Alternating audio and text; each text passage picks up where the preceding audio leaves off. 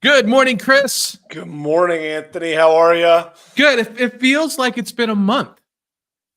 I know it's been 4 whole days. I mean, it's a long time. I think everybody that's listening wishes it had been a month. It had been exactly. Good morning, everybody. Today we're talking about customer centricity. Why your customers should be your number one obsession. The story I have. I'm going to start this with a little bit of a story. So back in the day when I ran a services business, we focused on helping enterprises, Fortune 100 companies, create great software experiences for their customers and their employees. And almost every single time I'd be sitting in a room telling a VP or an SVP about what we do and how we do it. And the first thing the very first opening sentence I would say is, okay, so here's our process. The first thing we do is we go out and talk to your customers. And I would start, and they would stop me and like, wait, what? Well, the first thing we do is we go out and talk to your customers and feel their pain points, and they would just like sit back and pause. You're gonna talk to our customers? Yeah. That's revolutionary. Wait, and I always think, oh my gosh, what are you doing? And every once in a while, I talk to an enterprise that was like, yeah, we have that. We have a process in place. We do that. It's ingrained. And guess what companies were more organized, more focused, more thorough in building great software, building great products? It was the ones. Yeah, Chris, you can finish the sentence, right? It was the ones that were focused on their customers, like actually got out of the building, asked questions, things like that. Exactly right. Exactly right. It was crazy. It's a terrific setup. My story is starting a company called Mobilify. I've told you this one, Anthony. Mobilify, great company. Mobile, amplify together, Mobilify. Every time a customer would come to me because how's Mobilify going? I'd be like, no, it's Mobilify. And then the next time I'd see him, they go, how's Mobilify going? I'd be like, no, it's Mobilify. And after you do that twice, you realize like, hey, I'm the one with the problem here. I should probably actually listen to what my customers are saying. So Anthony, good topic this morning. Why is making the leap to a customer-centric mindset? Why is this the secret sauce that founders are missing? All right, so I've got some stats. 86% of customers are willing to spend more given a good customer experience. Steve Jobs famously went to all the music companies and said it's hard to, when they were competing with Napster, he said it's going to be hard to compete with free, so we have to make the customer experience unbelievable. And he revolutionized the music industry because of it. So instead of free, people were willing to pay 99 cents a song, and they crushed it. So Harvard Business Review companies that prioritize customer experience see revenues increased by 8% above their market. So there's a ton of stats. Look at you being all college professorial on me. That's pretty good. Yeah. But isn't it do we need stats? Do we need stats? Well, it's funny because really you and I came up in a world of being a founder where we read Steve Blank, 3 Steps to the Epiphany, and then we read The Lean Startup, and everything in those books said there is no truth inside the building. You will not find answers to these fundamental questions in your living room or kitchen or basement, wherever you're sitting down and coding your product.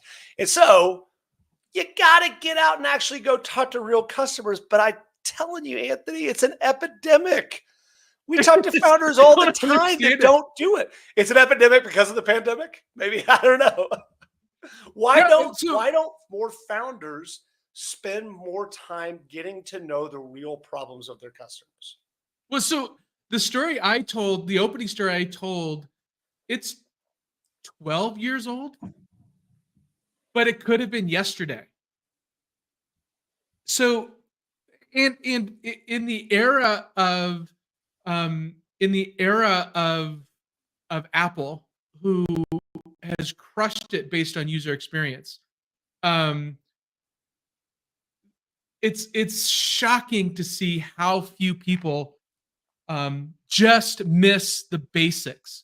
And this conversation's about the basics. And for a lot of folks, this should be like, yeah, no shit, you guys. But you would be stunned to see how many companies their growth is stunted because they're not talking to customers. And when we say talking to customers, it's really simple. You, the founder, go out, sit down with customers or prospects or people that you think you're going to target, ask them what their problems are, look for holes in what their solutions are, and then go fill those holes. Like, it's that fundamental, it's that simple. Now there's tactics and ways to do that customer I was research. gonna say, okay, episode ever. See you guys on Thursday. But you'd be shocked at how few people are intimately involved with their customers. Right? I completely agreed. So I think probably so. If we agree that a you as the founder, this is your job. I'm fond of saying from my more growth and go to market style that it is a job that the founder owns and it cannot be delegated. You have to go. You have to be the one that goes out and talks to the customers. At least one co-founder has to go do that on a very, very regular basis. They Every have to then co-founder, yeah, I'm going to challenge you a little bit on that. So maybe every founder, right? You have to do it, and everybody in your organization has to do it. And I mean, if you want to be customer centric, everybody has to talk to customers. Everybody. So give everybody an assignment of doing customer service once a blank, right? Like, just do it one time, once a quarter, once a month, once a week, depending on how big your organization is. Everybody, if they're building something for a customer, they need to go and talk to customers. Your finance department, AR, AP, go talk to your vendors, go talk to get out of the office, get out of your cube, get out of your home office, and go. Best case scenario, go in person to talk to them, but at least pick up the phone and talk to them. Everybody. Hey, this is also just because there's people that may have not started their company yet and that are still looking to grow in their current company. Mm-hmm. If you're not in a customer facing role, just go figure out a way to actually talk to a customer, and you'll get fucking promoted because nobody does it. That is so. It'll make true. you the VP of something. Like, you know, the most powerful argument to do something, the most powerful argument internally, if you're an employee for an organization. I talked to Bob, our biggest customer, and here's what he said: "You win. You win. You win every single time." It's not what I think. It's what Bob says. Bob is crushing it for us as a customer. He's saying we're failing here. Should we do what Bob wants? It's always Bob. So it's fucking Bob. Jesus. It's fucking Bob. All right. So if we focus too much inward, it can blind us to what the reality of the market, to what our customers are, and can stun our growth. It can stunt loyalty. They don't really know who we are as a company. What's the conventional wisdom here, Chris? What's conventional wisdom about being customer centric? I think that there's a lot of myths about, part of the process that I've taught for years is to create a customer persona, right? Customer persona, it's a fancy way to define it, but it's an amalgamation, right? It's a group of targetable characteristics of somebody that I can go out and I could build a targeted audience around, whether I'm doing a sales outreach or marketing outreach or whatever. Conventional wisdom is, hey, I know enough customers to go build a persona. I'm good. A persona is a reflection of your knowledge of the customer. It's not your customer. And so I've been in rooms where people get in heated debates about what an imaginary person would be, like would do in this scenario. Oh, our persona, I'll use Bob because fucking Bob. Bob. Yeah. Yeah. So, Bob, our persona in this scenario would do this thing. And I'm like, guys, who's Bob based on? Oh, well, Bob's based on the CEO of our real customer. Could we just call Bob and ask? What? What? It's a wild concept that again, most people don't really understand. But I said this in our talk during Startup Week, and on my gravestone, it'll say, "Here lies Chris Franks, probably died, I don't know, 2026, something like that." But it will say, "Know thy customers," and that does not mean I know made thy an image for you on demographics. that. Yeah, I know. I love it. I'm going to put that on LinkedIn. It does not mean know thy demographics, right? It means actually know your customers. What do you think? And I want to ask you a follow-up question. You've been in lots of these rooms too. What's the stupidest question, like stupidest thing that you've seen come out of a group of smart people who had no concept of what was going on with their customers? Like, Yeah, whether historically or you. So I've got a great story on this actually. So this kind of highlights the stupidity of not knowing your customers, right? So I'm in Hollywood at a very large production studio who wants to build, who serves Hollywood production staff. And they brought me in to discuss with them they wanted to build a mobile app to do this thing that they have a desktop app for. And so I was like, all right. So, and I was struggling with this, right? I was like, I don't really understand the use case for mobile. These are, editors and sound people. They have big, huge monitors and sitting at desks. And so I was like, all right. So asking probing questions, trying to figure out what they really saw the value of. And then I said, all right, so it sounds like we're struggling here. So the first thing that we're going to do in this process, in order to make sure we serve your customers best, is we need to do some customer research. And I'm not talking about this big, huge, 6-month process. We need to go out and maybe talk to 6 or 7 of your customers. It could be one of our designers that is just going to go out and have a conversation with them. And the guy said, no. We don't want you to talk to our customers. I said, why? And he said, well, if you ask our customers what they want in a mobile app, they'll tell you they won't want a mobile app. Why the fuck are we building a mobile app? Why are you building? Why are you building a mobile app? You're going in this knowing your customers don't want it. Like, there's knowing your customers and then there's ignoring your customers. Those were both true. I think it's a great one, and this is one where this is actually the one counter argument that I hear all the time. So talk about the wild alternatives, but also particularly about the quote from Henry Ford that gets misused all the freaking time. Well, the famous Henry Ford quote is, "If I asked my customers what they wanted, they would have said faster horses."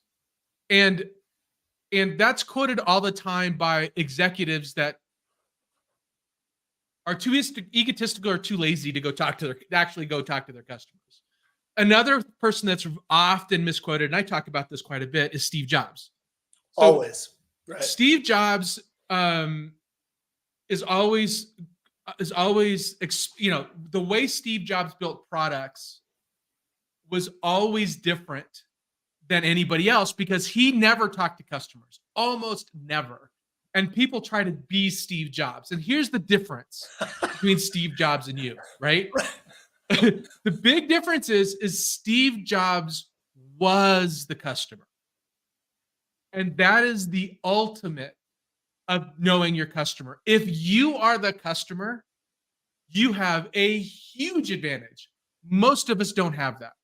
Most of us don't have the luxury of being the person that you're designing for. If you are, you have a big advantage. You still need to talk to customers because you're not Steve Jobs. Yeah, that's what I thought you were gonna go.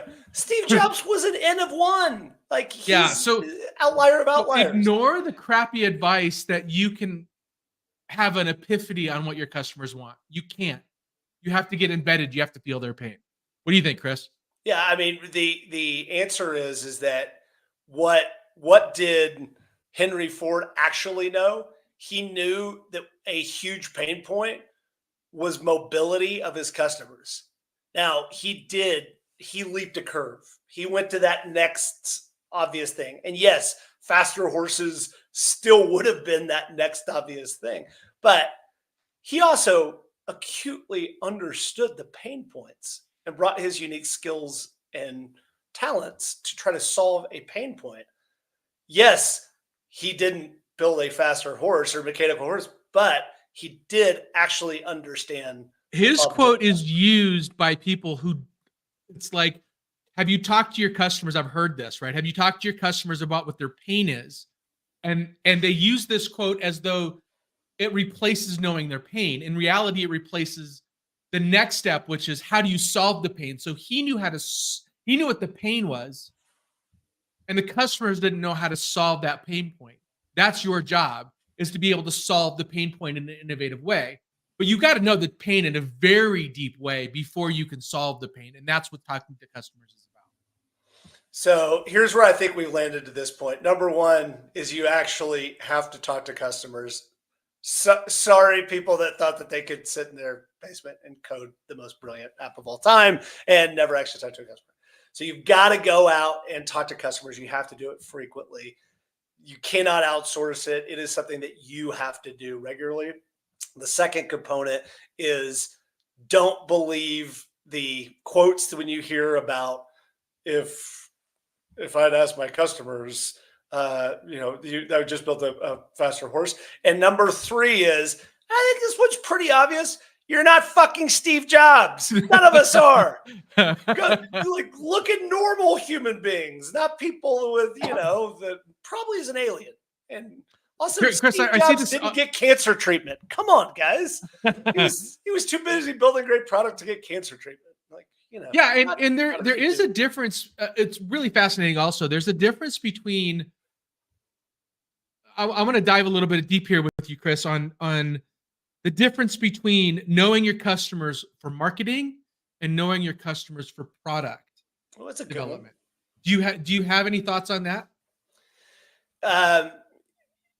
Yeah, I mean, so I think that early stage, and this is one of those things where you do have to kind of evolve how you discuss your product and solution during the different phases of your company. But early on, there is no difference. When you show up, you're asking people what are their problems, what are their pain points, et cetera. Now, there's a misconception in go to market that really it's about me trying to solve, create this perfect message that's going to cut through the noise and get to this audience. That perfect message is based on the pain point of the customer. We call those drivers. Drivers are things that attach me to the customer. And so as you're out early on, you're trying to identify the pain point that you can solve with a product or service, right? And you're also in the back of your mind, you're filing away the words that they use to describe those products. This is a hack that my students actually came up with, Anthony. But there should never be a customer interview or conversation that you don't ask if it's okay to record it. Just put down your iPhone, put it in front of you, grab that recording, and when you have a bunch of them, throw them into a transcriber, just like what we do for How to Founder, and then throw them into ChatGPT and ask them to find the words that these customers use in common. It is a terrific hack. It's a hack for marketing, but I think it will also be beneficial for product design. Anthony, you're really the product genius here. Does that resonate? Or do you think it is different early on? So I'm trying to say something that matches your compliment to being a product genius, and I'm gonna fall. It was really it was an underhanded compliment. It was like, it's like you're the tallest midget. Like, I don't think so. There's this really interesting thing that I see that happens. The problem with talking to your customers, is that you get so close to the problem, you lose perspective on the marketing side. So, the classic example of this is when you're building the product as the founder. The way you want to communicate that product as you're advertising it is a list of features, Yeah. because you're proud of the features that have directly correlated with customer pain points. And problems that you've identified with this person. You're like, oh my God, I built this feature Yeah. And, specifically to solve this problem. Yeah. and that doesn't work. Right. There's this mindset shift that you have to do between customer. Um, let me back up. So marketing is designed to persuade customers. Product is designed to serve customers. The same mindset, usually the same person can't do both. You can't persuade, you can't convince, and also be serving at the same time. One is self-serving, the other one is selfless serving. Yeah. So you have to switch out of this, like, I'm serving you to do this, into here is the pain, the benefit, not the feature, but the benefit that you're getting out of the product. You heard this, everybody's heard this feature benefit. What that really means is, what pain are you going to alleviate me from? How are you going to make my life easier, better, faster, more luxurious, how are you going to increase my social status? So the Life Force 8, we've talked about this in the past. You have to switch. You have to still be customer centric, but not feature centric when you're marketing. And you have to be pain centric when you're building the product. It's frankly why I have a job, right? Like it's so hard to take that step back and actually be able to describe what it does for customers when you're Yeah. so far in the weeds. It's this idea of an attentional blindness. You are just so close to the problem and you're so ingrained in solving the problem technically and the feature to solve this problem. It becomes very, very hard to zoom out. I think you can. It's just a very difficult process. So I think that's true early, Anthony, but what about later? So as you already have some product market fit, you're scaling up, you're trying to improve your product, you're trying to get better. How does your conversations with customers change after you've already kind of found a little bit of traction? Well, there is this interesting shift that you need to do, which is, you as the founder can't remove yourself or delegate customer insights, just like you said. So as you're small, right? As you're small, it's likely just going to be you, because you're driving the vision and the product. But as you grow, you have to you have to embed a customer mindset with everybody. And you do that very simply by, whenever somebody asks you, hey, we need to do this, hey, we need to do that, you just simply ask, how is this going to serve our customers better? And if the answer is I don't know, then go and find that out.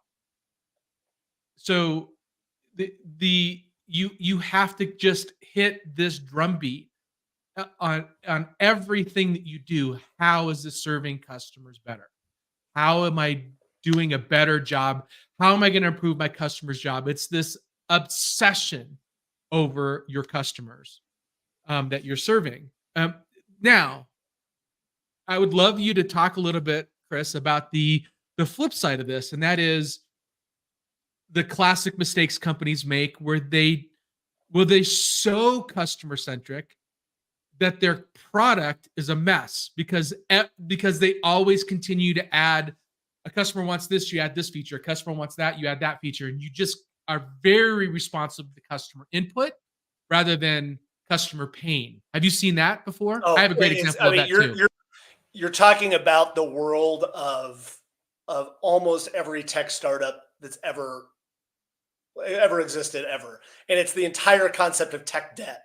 You just described it perfectly, which is, if we're constantly trying to build a one-off feature because this is going to provide value for our customer, then we end up building a lot of features that don't necessarily fit and are orphaned, and we never actually do anything to systematically improve the product. That's tech debt, is at least the way that I understand it. Part of it, yeah. That's part of what you can define tech debt as. Yep. Yeah, well, I mean, then it's the actual work there. It's like, oh Yeah. God, now we have all this stuff to do, and we're not actually systematically improving the product. It is incredibly difficult.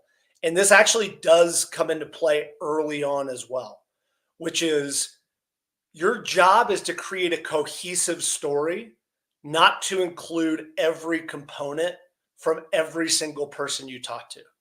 Because you will have those people that be like, dude, if you just added this one feature, I would give you our entire contract and you would make $1 million and it would be great.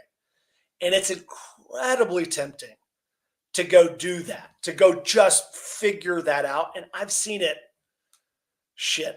hundreds of times at this point, where it's people are sitting there being like, my vision, what I want to build is this thing.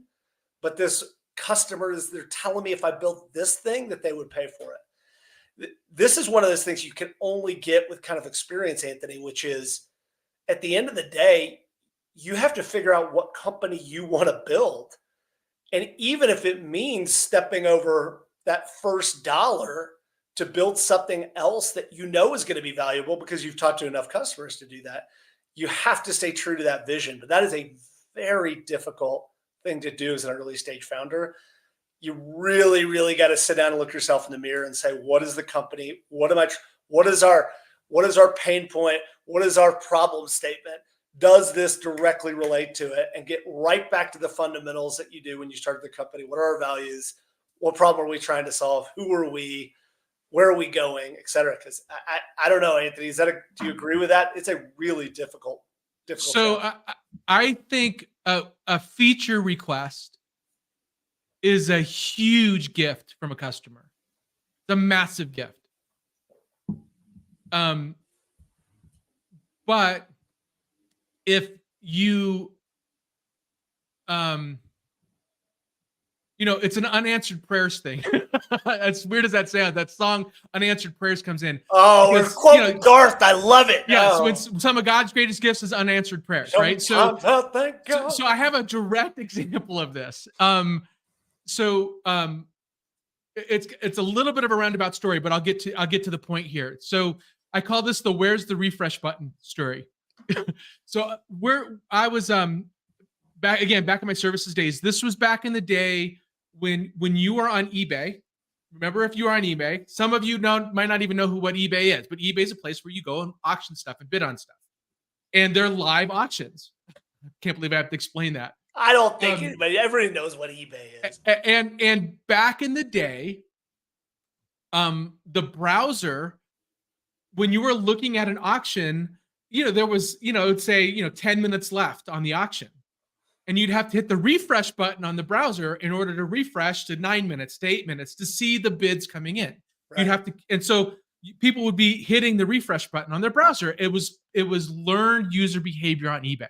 Well, eBay hired my company to go in and build eBay Desktop. And one of the great features of eBay Desktop is the data was live. You didn't have to hit refresh. It was pushed to the desktop app. And so in early user testing, we built this app, and they were sitting in front of it and they're looking at an auction. And I was sitting there with my customer, and they were watching their customers use eBay Desktop. And the thing kept coming up. Where's the refresh button?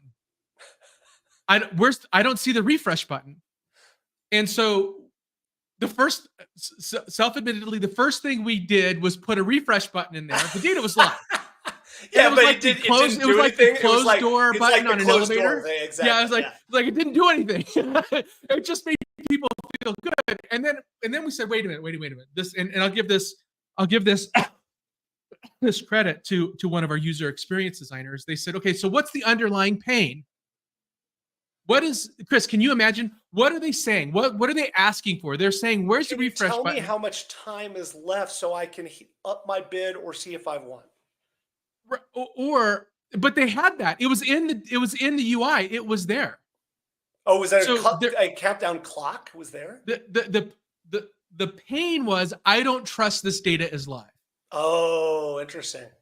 And so what we did is exactly what you said. We put a countdown timer that ticked down. It showed that it was live. And when a bid changed, it animated. So we gave them small little visual cues. Now, that eliminated the refresh button. It eliminated all the trust issues of the eBay desktop app. The result is eBay instituted that on their website about a year later. They put this countdown timer, automatic refresh, live push data to their website. And they pushed that out. Ladies and gentlemen, boys and girls, we're here with a technical, I had no idea this story, Anthony. You built the clock, the countdown timer. Well, anyway, so let me. So what was fascinating is they pushed it out, and eBay's IT department pushed this out, and they saw like immediately, like instantaneously, they thought something was very wrong with their website because their web traffic dropped 9x. They all of a sudden they're like, oh my God, we pushed something out and it broke the website because our traffic dropped 9x. In reality, people just stopped hitting the refresh button. That is hilarious. And so they saved a huge amount of money in web traffic. So by listening to customers and not doing what they asked, but digging to the pain, eBay gained more customers, gained more trust, made the user experience better, and saved a ton of money in web traffic. So I think let's pull this back and be like, okay, so we know that you've got to talk to them. We know sometimes it can be challenging. Yeah. You have to continue to keep your eye on your North Star. So we've covered, got to get out and talk to them. It's your job. You have to make sure that you continue to understand where you're trying to build the company. Don't get knocked off course, even if customers suggest that you should do that. Feature requests or gifts, but also continue to keep on the course that you're trying to go to. But I think that there's probably people listening that's like, great, I want to do that, but how? So how do we do that, Anthony? What is the actual tactics? Start from the beginning. Walk me through how I can go talk to a potential customer today. So how can you go talk to your customer, pick up the damn phone, go find somebody and go off, buy them coffee, but lunch, even earlier, like I'm just barely getting started. I just have this idea. I don't even know So go find somebody who are you serving? Go find somebody that you would be serving, buy them coffee, ask them, tell them your idea. Yeah. Even earlier, tell them what you're thinking about doing. There's this incredible tool called LinkedIn. It's amazing. Yeah. And you would be shocked if you just send them a message saying, I'm an entrepreneur. I'm hoping to build a solution within your. Exactly right. Just say, hey, I'm an entrepreneur starting a business, serving your industry. I think you'd be an ideal customer. I'm not selling you anything. I'm just trying to learn your job a little bit better. Would you be willing to spend 20 minutes with me? I'll buy you coffee. And if you send 10 of those out, you're going to get 2 yeses, maybe 10, but a minimum of 2. I would steer clear of surveys. Surveys lead the witness.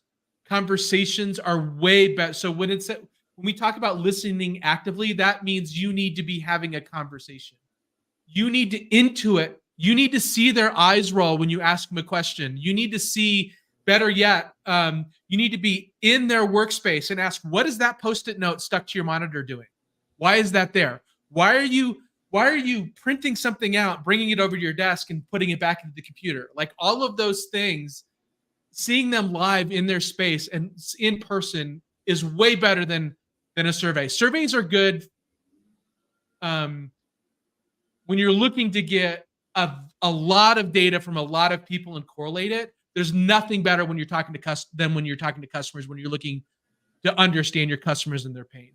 And then you empathy map. You understand their pain and then what keeps them up at night, and you just like start writing these down and look for commonalities. And a lot of people ask me, how much user research is enough?